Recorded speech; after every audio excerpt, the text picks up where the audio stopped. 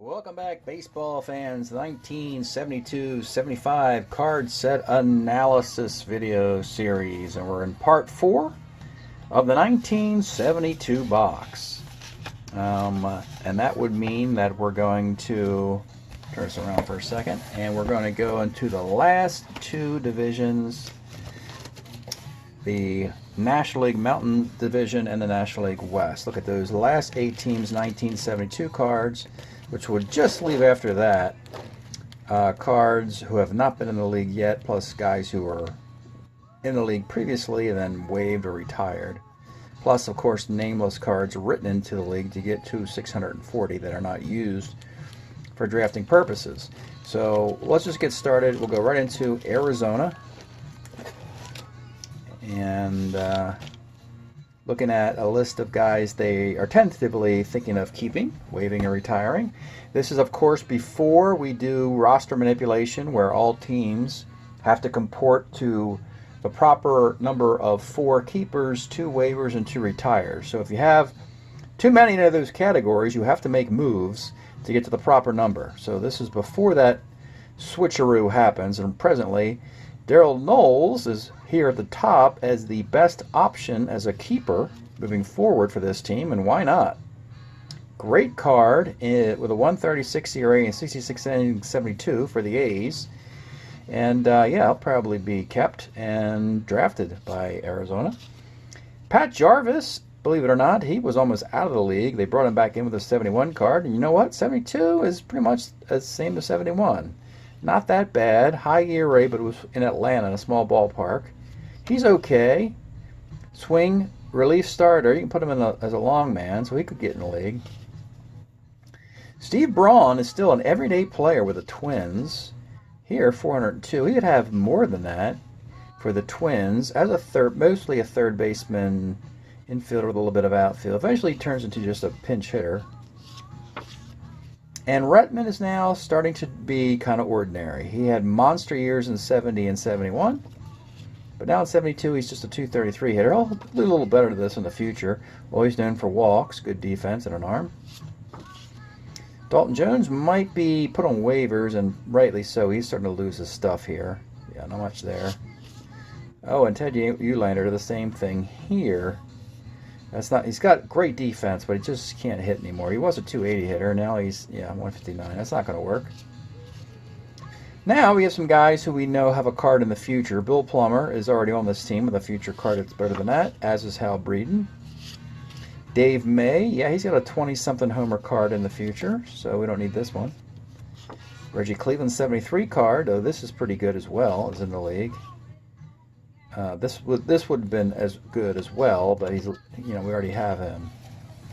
So that's what Arizona kind of looks like there. Nothing special. These expansion teams, the thing about them is that you're going to see guys all over the place. There's no rhyme or reason necessarily. They just go for the BPA where they find guys, and they don't go to any particular organization. The Colorado Rockies are up next. Always known for homers, walks, and strikeouts. And we got a guy who is perfectly suited for that. This is Dave Kingman, 72 card. Batting average drops from 270 to 225, but the homers are up to 29. 51 walks, 140 strikeouts. Good enough for this card to be on the team, but yeah, shop around if there's better. Phil Galliano at second base was a 300 hitter. He's got a 290 hitter in 73. But this one, it's 256. That's not too bad. Utility player. Mel Queen was the closer, and now he's just getting kind of ordinary, isn't he? Well, not even ordinary. He just puts too many guys on base for my comfort. Don't think this card will make it. Maybe a future card will. He might be on waivers, as a matter of fact.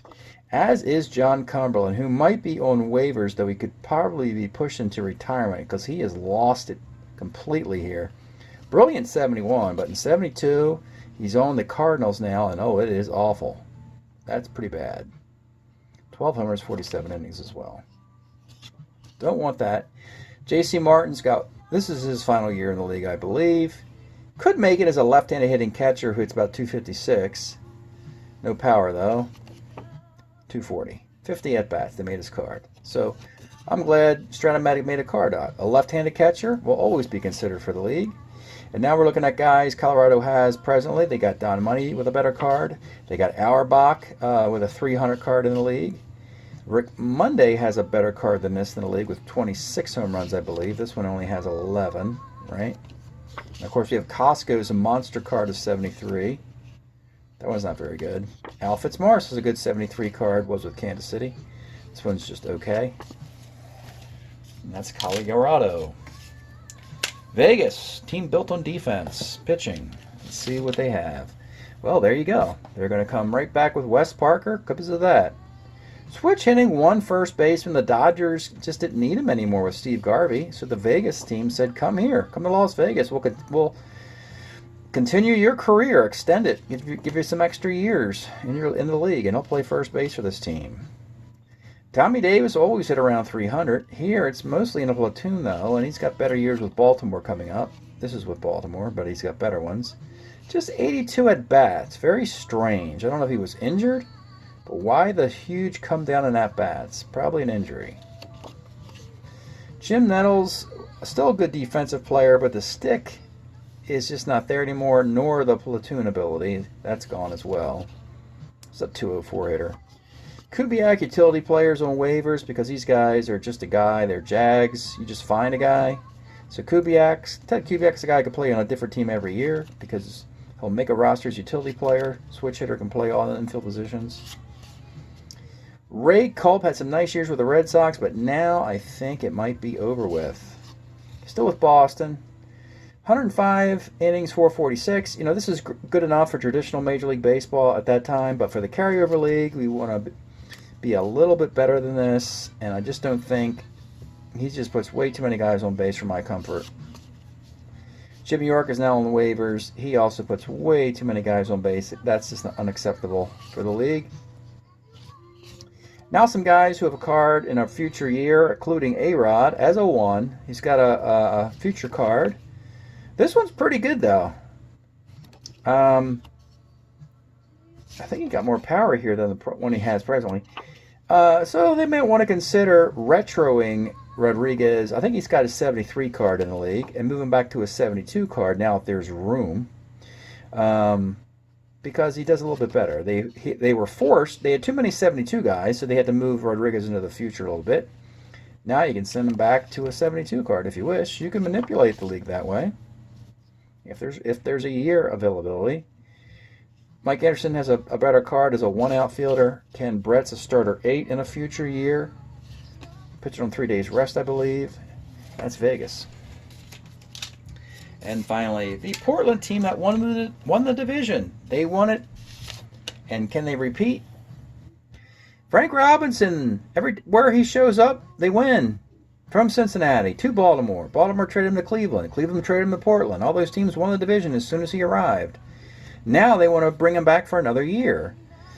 He's got a better card in 73 and 4 than this one with the Dodgers. That forgotten year in LA. Didn't do a whole lot. A lot of power.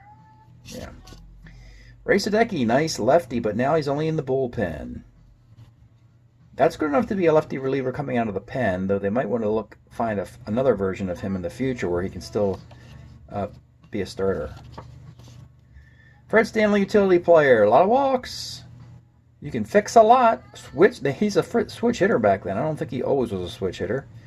3 at second and short with a lot of walks. That can make a roster as that utility infielder. Al Gallagher, these guys normally don't make it if you just play one position. You throw in second and short, you might make the league. Just third, with a bad stick, probably not going to make it. No. Jerry Kenny, well, now you got a left-handed batter and 2 positions, but not a third one. And the stick is kind of weak, and the speed is gone. Used to be an ace stealer. Still a 16 runner. Kind of on the fringe. I don't know. Left-handed bats are always useful in an infield. So he might make it. Ken Boswell, here he is as just a 4. Plenty of power versus left-handed pitching, which could get him a job. Because you think, I know the stats aren't very good, but you think you make him an everyday player because this is what you want over here.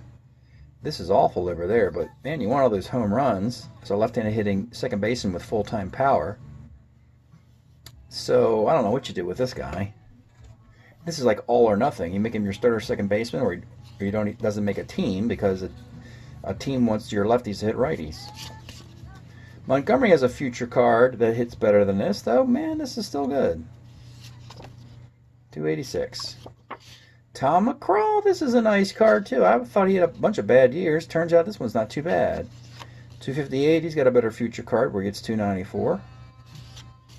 And Bernie Carbo, this is not much of a card at all for him. Not fantastic in this timeline. He's with the Cardinals now. Goes to Boston, then back to the Cardinals, and with the Reds. He's all over the place. Great throwing arm. Nothing special there. We already have him in a better year. Same with Nelly Briles. We have him pitching on 3 days rest, though he can get close to that here.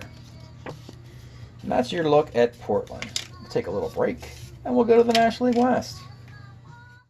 Okay, folks, we go to the National League West with the Houston Astros.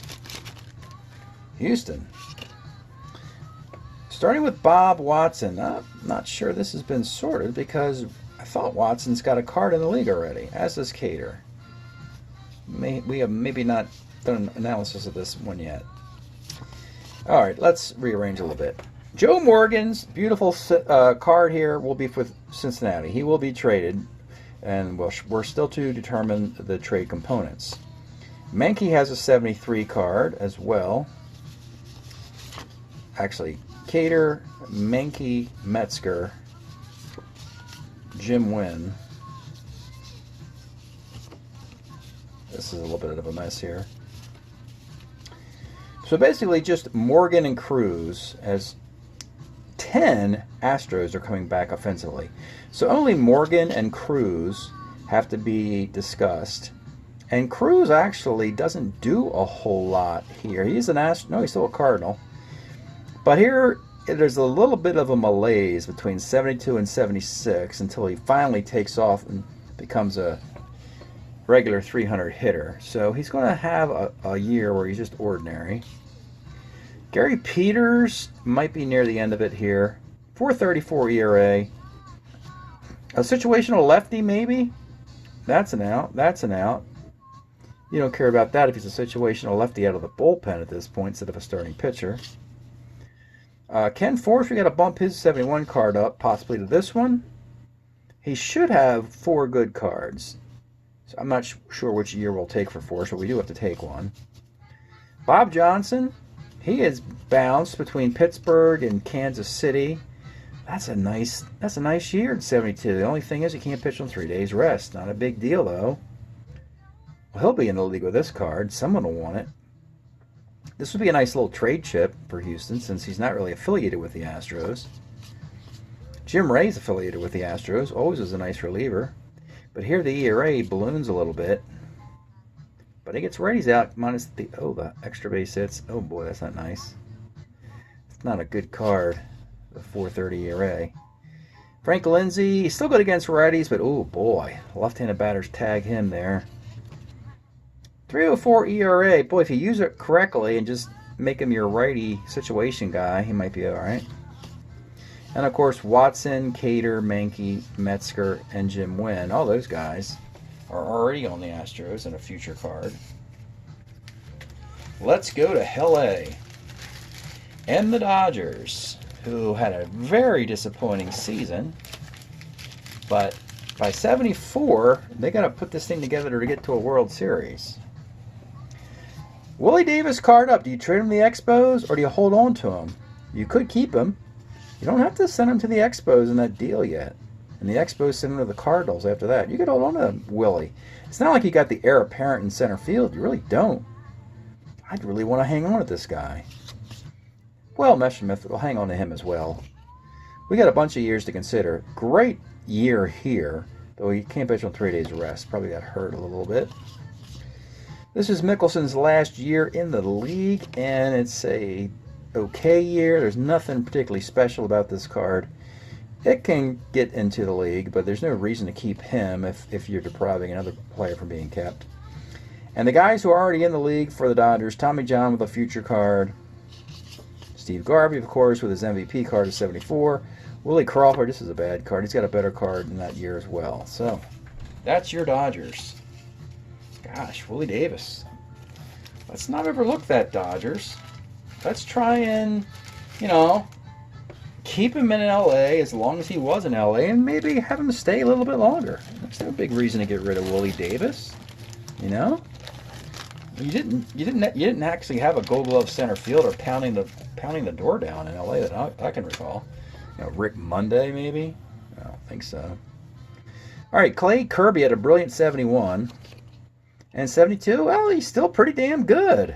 Clay Kirby, run it back for the Pads. Starter 7, Padres, run this dude back, he's still good. Bob Miller, the closer, longtime closer for the Pirates. Now he's just okay. He would lose his job in Pittsburgh to Dave Justy. But look at that, still kind of closer worthy. How many base runners per 9? Yeah, that's a little high on the whip there. More of a setup guy now. Still he's in the league. Dave Roberts has had his magnificent 1971 is now over. And he might be on Houston. Yes, he is. So what happens is he had that magnificent 71 in San Diego, and the Astros said, "Come here," and that's what he did. He doubled his ERA from 2.12 to 4.50. Not a good look going to the Astros. The broadcaster, Dave Campbell. Well, you know what? Look, he's a 2. How did that happen? He's a 2 at third base. Alert, alert. He might just get into the league. A 2 right-handed batter, but he gets on against righties. You got to ignore that. Pretend you didn't see that there. A 240 hitter. But he's actually like a 260 hitter just against righties, and a 2 at third base. La Spezia, a.k.a. Ed Spezio here. He can't field. You know what? He'd make a good platoon with Dave Campbell. You have Spezio against lefties, not so much against righties, as a 230 hitter. Canizero. Trivia question answer. Who was the San Diego Padres' first All-Star? Winner, winner, chicken dinner. Chris Canizero, now a Dodger. 240 average. Not so much. Vic Harris wasn't even a Padre. Was a Ranger, was a Brewer, was a Met maybe. That's a bad look right there.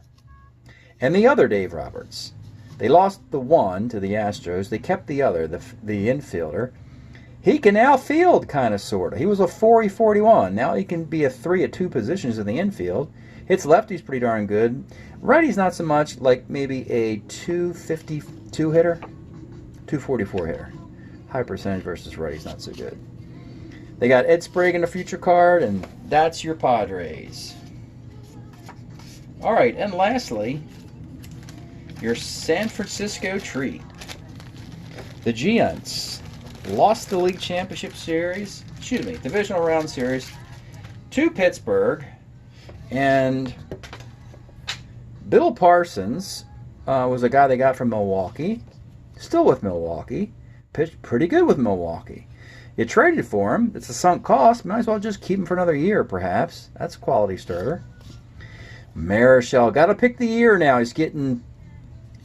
normally you could run this guy back year to year, but now you got to pick one of the 4 years, and it might not be this one. ERA's good. Can't pitch on 3 days rest. Could be this one. He only has 1 or 2 more years left until he turns into a pumpkin. Now you got Bonds. Got to pick the best year for him as well. 26 homer, but 259 average. And I'd put him in center field with a -4 arm, even as a 2 versus a 1 in right. Move him into center. A center fielder with a -4 arm could really help a team a lot. Dietz has a better card in 74 with Atlanta. Fran Haley's Kansas City's property by 73, and he does pretty good with the Royals, so you can get rid of him. Rich Reese is still hanging around here with the same card he had in 71. He had the 3-2 card, hit about 218, and he hits 218. Now you got McCovey in a future card who actually does better. It's 29 home runs, so you don't want to regress to this. Look at the Fuentes power against lefties, but you don't really need it. You already have him as a 2 second baseman, so you don't want to regress to a 3. So none of that. You got Ed Goodson at 300, so you don't want this one. It's only just 280. 73, Mike Caldwell's already on the team, and the bullpen is a starter 7, looking for work. And that is a San Francisco treat. That's the San Francisco Giants. Can they win the division again? National League West getting tighter. You would think the Dodgers would start to, take command here. And the 72, the teams with their 72 cards have all been looked at. We only have, we'll do this at a future time, we only have the extra dudes over here who have not been in the league yet. Take a peek at who's on top. Ken Rudolph. And you see how this guy's not very good, but you only have to sign him for a 1-year contract. With a 1-year contract, you're willing to tolerate an ordinary guy, and that's what he is. So we have a bunch of these to look at. We'll look at that at a future video. But 1972, we're going to put a pause on this box, cover it up, and when we resume, we'll go to the following year, 1973, and we'll go through each of the 4 years, 1/4 of a league at a time. Thanks for checking this out, and we'll see you next time.